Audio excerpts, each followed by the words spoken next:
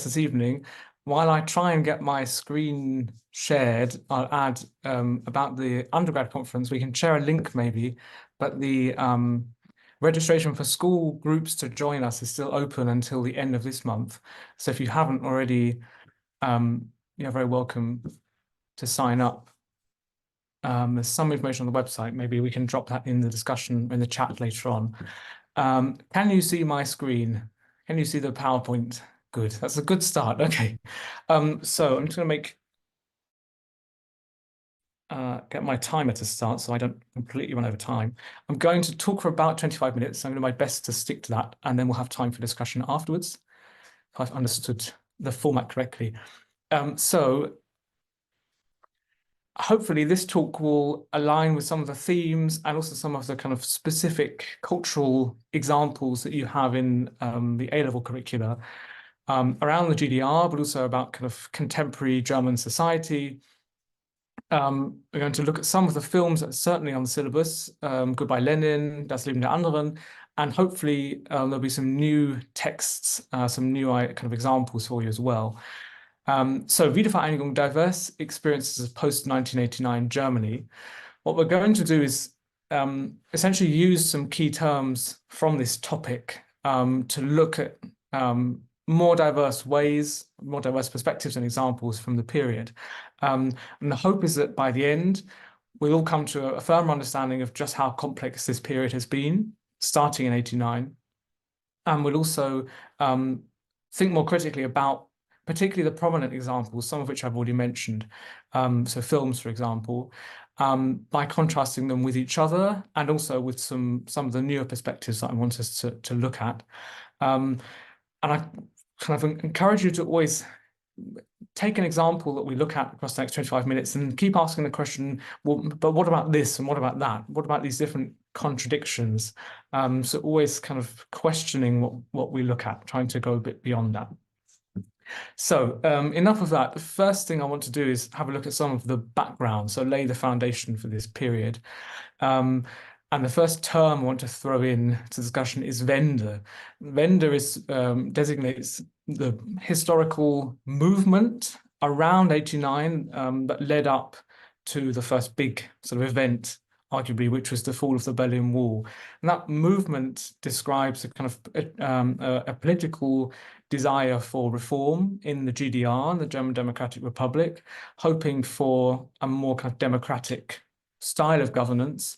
And much of that was led through protest movements. The church, the Protestant church, played a big role in that, as did other groups. But so Wende is describing, I suppose, a big shift around November 89.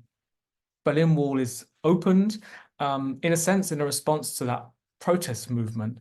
The government had kind of reflected on the difficulty of GDR citizens moving across the state's borders. And so they developed a new law which would allow people to move freely. And it's the communication that sort of went a bit wrong, only by a matter of days, as far as I've understood it. But the kind of sudden, slightly chaotic opening of the Berlin Wall on 9th of November, in a way, was the government's response to these kind of the peaceful demonstrations and the protest movements at the time. Then again, Wende is quite singular. For me, it's too singular to describe a very kind of plural moment in a number of senses, because it makes it suggests that there was a sort of switch. There was a sudden political switch. Everything changed. Everything was kind of then completed, as it were, and that also everyone was both on board with it and affected by it, which certainly wasn't the case. And I think this so-called Wende is probably still happening in some ways across Eastern Germany. Nevertheless, into 1990, real reform started to happen. The first really democratic elections took place in the GDR, and the sort of negotiations and discussions, politicians and kind of ordinary citizens, as well as other groups, ultimately led to the signing of the Unity Treaty, the Einheitsvertrag, in August 1990, which, amongst other things, I suppose, extended the legal application of the West German Constitution, meaning that the previously West German constitution applied throughout unified Germany. Um, which leads me to another term, reunification, Wiedervereinigung, which I provocatively put as the kind of starting word of the title for today. Just that one suggestion with the constitution, so the application of the Grundgesetz, its kind of extension into Eastern Germany, kind of makes the idea of reunification, at least legally, a bit difficult. Certainly was a geographical reunification, but maybe we can't use that term to describe all senses of what was happening. So certainly legally, the sudden disapplication of GDR law, in the sense that it ceased to exist and was replaced by, to some extent, West German law, that's not quite reunification. So again, kind of an impulse for discussion later. My preference, another term I'm throwing into the arena here, but a term that I quite like is transformation years, Transformationsjahre. It's not my term. It's been bouncing around for a while, but it's a plural term, as in there are ongoing years. It's not just a single thing, but also transformation is a bit more neutral than Wende. Transformation suggests that there's more than one aspect of change, and also that's not necessarily just in the East. One thing we might consider, for example, people often think about the loss of heavy industry in Eastern Germany as being one factor in kind of high rates of unemployment, but that deindustrialization was also a big change in Western Germany in the 1990s. So thinking also about this general movement of change in East and West. Okay,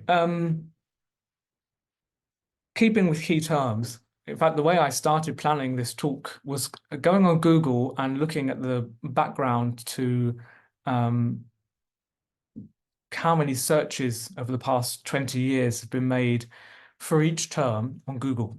So you see three graphs, which correspond to three key terms, and the 100 is kind of the highest point, as in 100%, and everything is kind of comparing to that, how much it's changed. Because I wanted to start thinking about how relevant these terms are, and whether that's differed over the past 20 years, which is as far back as it goes. Wiedervereinigung, interestingly, seems to have become less popular, but is now stabilized. It's become quite ingrained as a typical term of use. Wende is the middle graph. And the nice thing about this, I'm not sure if you can see my mouse. If you can, there's these kind of fairly regular peaks.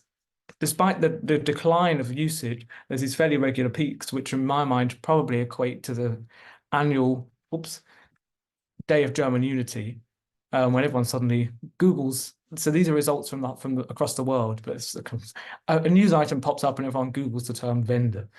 The third one, 1989, was very interesting to me initially, because it seems to have become more popular. And it wasn't until Google reminded me that there's a Taylor Swift connection to this term 1989 that I realized it might be a misnomer. So not so useful in terms of comparison, but it was entertaining. So moving on, I want to start by thinking about some of the ways that we remember and have remembered the GDR over the past sort of 30 years. There is a narrative of reunification, in inverted commas, as a national, as a unified movement, in the sense of it brought people together around a shared goal of democracy. But a way I want to really think about that is democracy is a sense the democratic order coming from the West, and it replacing, in some senses, the GDR, which is and was justified because the GDR is seen as a kind of a state not based on the rule of law, so an Unrechtsstaat in German, whereas West Germany, the kind of pre-1990 Federal Republic, was a Rechtsstaat, a state based on the rule of law. And the two images on the screen, I think, fit in with this notion. On the left is the former Stasi headquarters in Berlin. And on the right is a poster for Goodbye Lenin, which many of you, I'm sure, know, 2003 film. Um, Both of these, and we'll get on to talking about Goodbye Lenin a bit more, but it's kind of the Stasi and the depiction of the GDR that we see in Goodbye Lenin suggests that the kind of collapse of the state was also the collapse of socialism. And instead, this kind of whole new democratic order has kind of taken over, and it's a kind of a commodity-based capitalism, but it's also democratic and therefore good. And we see both sides of that um, in Goodbye Lenin, but also a kind of Stasi remains this really key symbol to the GDR that kind of they represent what was everything that was unfair, illegal, unjust in the state. I think these are stereotypes, and I want us to think about them. To do so, I want us to have a look at a scene from Goodbye Lenin. I'm sure I'm preaching to the choir, but kind of, or whatever, you all know the film. But for those who don't, Goodbye Lenin, in brief, is about a mother and two children. And you can see the mother and the son in the film poster. The mother has a kind of, I can't think of the word, a kind of collapse or a breakdown, and she's hospitalized and then bedbound. And she's bedbound in her apartment in Berlin. And that happens to coincide with the opening of the Berlin Wall, the collapse of the GDR, of which her children don't inform her. So she's under the impression that the GDR is still going. And in this scene, she suddenly decides to stand up, leave the apartment, and discovers the truth. While we're watching, let's have a think about some of the stereotypes to do with Rechtsstaat, Unrechtsstaat, about the Stasi, about the kind of victory of the democratic order, about reunification. It's about 3 minutes long.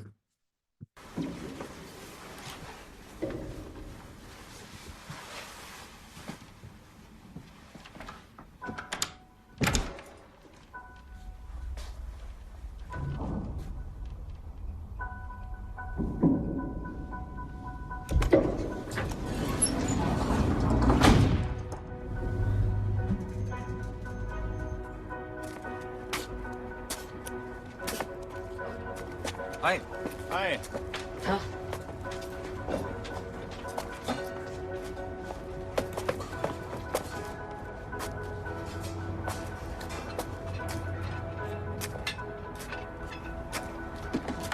Junger Mann, kann ich mich mal einen Moment setzen? Aber sicher.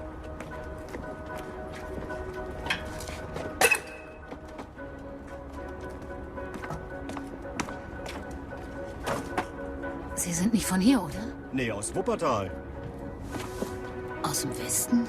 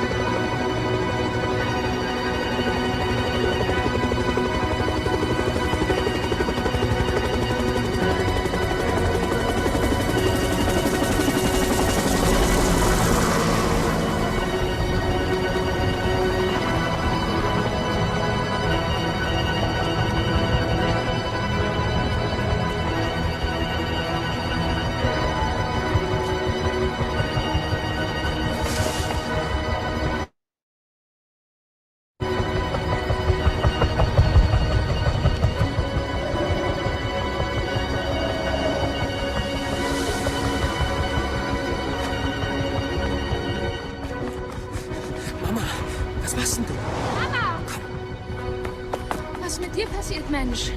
Kannst du nicht einfach aufstehen? Scheiße.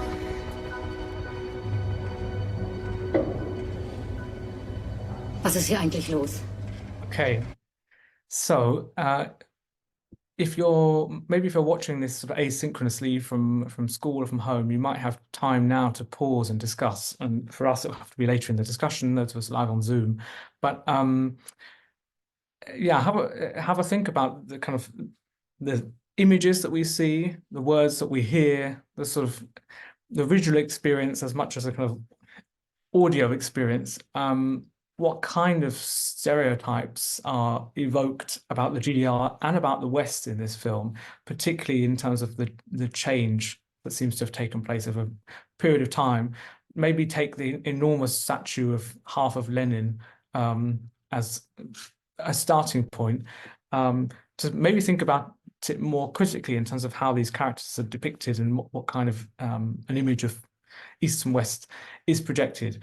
I think we could also think about Das Leben der Anderen in a similar way, the 2006 film, in the sense that it uses the Stasi as a way to talk about the GDR. At least that's how it is, that's the role it's ended up playing in our discussions about the GDR.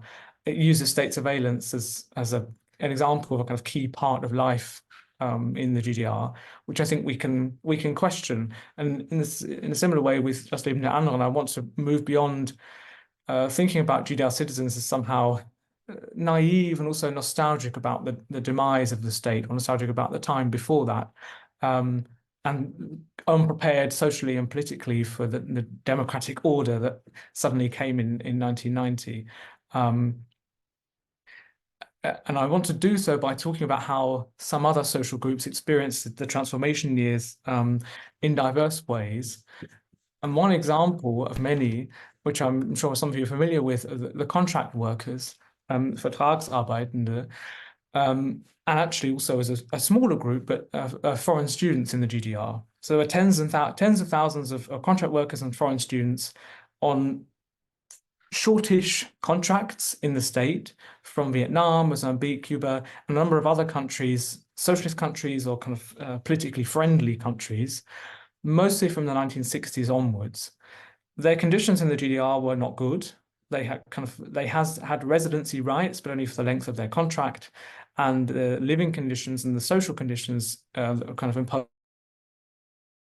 on them were problematic. But I'm interested, for the purpose of this kind of discussion, in their experiences after 89-90. The key thing to say is that essentially they were forgotten in the Unity Treaty, the Einheitsvertrag. Once GDR law was disapplied, they had no legal basis to stay in the Federal Republic. And despite kind of campaigns, protests, and you can see two examples on the PowerPoint of such protests, it wasn't until 1997 that those who had managed somehow to remain in Germany were given permanent residency by the government. This example clearly contradicts narratives of nostalgia, or of kind of being saved by democracy, or of a kind of situation in which people were used to constant surveillance and other authoritarian tactics. It's actually quite the opposite. In addition to legal issues, foreign workers and students faced racist and xenophobic attacks starting in the 1970s in the GDR, but a more forceful wave began in the 1990s. There was an arson attack in Hoyerswerda in 1991, during which dozens of refugees and foreign workers were injured. And then in the years that followed in Rostock, Mölln, Solingen, in the east of Germany, there were deadly arson attacks against similar groups. So it's a very different experience of the 1990s. It's not nostalgic, it's actually an existential question.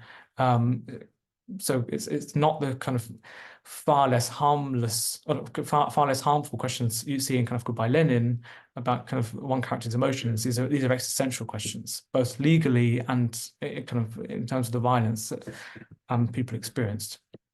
And I have a quote from the scholar and activist Katharina Wader, who says in this context, "Ich bin das Kind einer deutschen Mutter und eines südafrikanischen Vaters und wurde in der DDR geboren. Seit der Wende erlebe ich Rassismus, Klassismus und Abwertungen als Ostdeutsche. Laute Jubiläumsfeiern übertönen die Sprachlosigkeit, die wir erleben, wenn wir uns an die Wendezeit erinnern. Es fehlen zu viele Stimmen, noch immer. I think chimes in with the kind of the example of these, particularly the early years in the 1990s, as being violent. And Katharina Wada, amongst others, calls the years not transformation years, but she calls them the Baseballschlägerjahre, the baseball bat years, to express them not as a kind of as a period of democratic salvation, but actually of existential violence. Similarly, we might think about the experiences of people in Eastern Germany witnessing, as it were, their own hometowns, their own friends and acquaintances sort of joining that neo-Nazi right-wing extremist movement. On the left of the screen, there's a picture of the front cover of a novel from 2017 by Manja Prekers, who's an East German musician and writer. Als ich mit Hitler Schnapskirschen aß. I've not got time to go into it, but it's worth having a look at. It's one example of many. It's a novel in which the protagonist, a young woman in a town somewhere near the River Havel, essentially watches her own schoolmates and neighbors become skinheads and neo-Nazis and exert their kind of, but yeah, exert their violence, or their political violence against both her and others. It's an interesting kind of close-up, semi-autobiographical example. Into 2000, so going beyond the initial transformation years, violence and right-wing extremism spread across the East. By the 2010s, the far-right group Pegida gained in momentum. And in response, AfD, Alternative für Deutschland, politicians began to really focus efforts in the Eastern Bundesländer. Something to bear in mind that was an intentional effort. The AfD to many big kind of key figures like Alexander Gauland have been moving themselves into Eastern Germany to sort of benefit from what they saw as potential for the party. I looked at a poll from last Thursday from Thüringen, in which the AfD was polling at 36%. And already in 2017, it received the largest share of party votes in Saxony, Saxony-Anhalt, Brandenburg, and in Thuringia. So that's the sort of the situation. One explanation that people have given is for this kind of rise in right-wing violence in Eastern Germany is nostalgia for the GDR. Kind of that frustration is now being expressed through violence, and commercial images of the Trabi, the car, and also the Ampelmännchen you see everywhere in Berlin have come to sort of also stand for this nostalgia, and hopefully the incoherence of both arguments kind of speaks for itself. But certainly those images, the Trabi and the Ampelmännchen, do as little to represent DDR and the breadth of experiences within it as does the Stasi. Of all the competing reasons for this, significant inequalities between East and West Germany remain. That's kind of one more convincing reason of many. Wanted to show you a graph here. This is from a report from last year. It's just an example to show you that in the civil service in Germany today, Eastern Germany,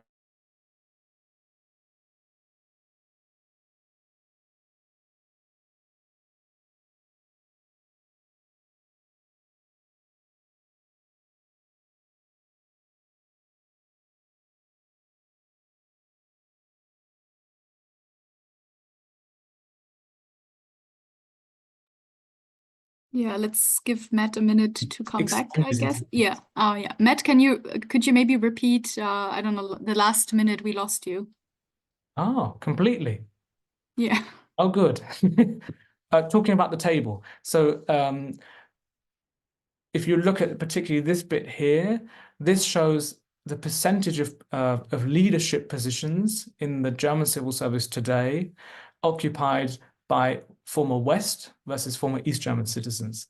It's about 90% versus around 10%. And that's a hangover from 1990 when the West German civil service was more or less expanded into East Germany, and a lot of those roles evidently are still occupied. In other words, Eastern Germans are massively underrepresented in these kind of positions, and you can understand the difficulties that arise from that. Now going back in time in my presentation, you didn't miss this, I just skipped over it. I wanted to look at two other examples for the transformation years. I'm aware of time generally. One is from the perspective of Volker Braun, a poet and playwright, who grew used as an intellectual in the GDR to having his political commentary heard at the highest level. So the government in meetings would discuss the work of Braun as well as others. When that fell away in 89-90, he was one of a number of intellectuals who argued for a reformed GDR, or at least for a kind of some continuation of socialist policy. And he writes this poem, which I'll show you, Nachruf des Eigentum. If you're watching later, you can pause it, reflecting on that period. And I think it shows more than just a general nostalgia. That's too easy. It's actually a nostalgia for a kind of behavior that he, as a privileged intellectual, but as a citizen, had in the GDR. It's not the kind of typical idea of a Yammer-Ossi or something. It's someone who was critical throughout his career in the GDR, and he was missing that ability to critique the political system and have a position, have a kind of platform to do it on. The other example is a poem by the poet and activist Maya Yim, who was born to a Ghanaian father and a German mother, perhaps best known for her role in co-founding the Initiative Schwarze Deutsche und Schwarze in Deutschland. The acronym is ISD, out of which the endonym Afrodeutsch emerged. And Ayim also writes a poem about this period called Grenzenlos und Unverschämt. I actually wanted to show you a short clip of her reading it, but I think for the sake of time, I can't. But again, pause it if you can and look back. This is a really interesting example, a counterexample as well, of a West German woman of color interacting with what she calls in the second line, die deutsche Scheinheit, saying with shine and Einheit, suggesting it was a kind of unification or reunification was a political movement centered around a Germany that seemed only to be interested in or kind of centered on white citizens. So one in which there was no space for Afrikanisch sein, or for what she later calls meine Schwärze. A very different kind of experience of and take on the reunification movement. Not so much about East Germany, but actually more broadly, it's a question of what that ideal, which ideal was actually being pursued across the transformation years. And because the accusation is both kind of the government and the political system more broadly, which kind of experiences and interests were being included in that. Okay, I'm coming to the end. Some kind of concluding points. The aim of this session has been to illuminate some more diverse experiences of living in Germany since 1989 and to provide some statistical and cultural examples of these. I've also tried to think critically about some of the key terms that we know, to introduce plural perspectives on them, at least. I think a key principle is that reunification, if we want to use that term, has been marked by conflict, by sort of fragmentation, but also some interesting overlapping of experiences that make us or help us to resist easy explanations, like nostalgia, for example. As we now proceed into discussion, I hope that we can bear that principle in mind on all planes, focusing our energy less on sort of finding the descriptor, the way to talk about this period, more on the real multiplicity of factors and identities that symbolize contemporary Germany, and also, not least, the East. And I think I'll stop there. Yeah, thank you.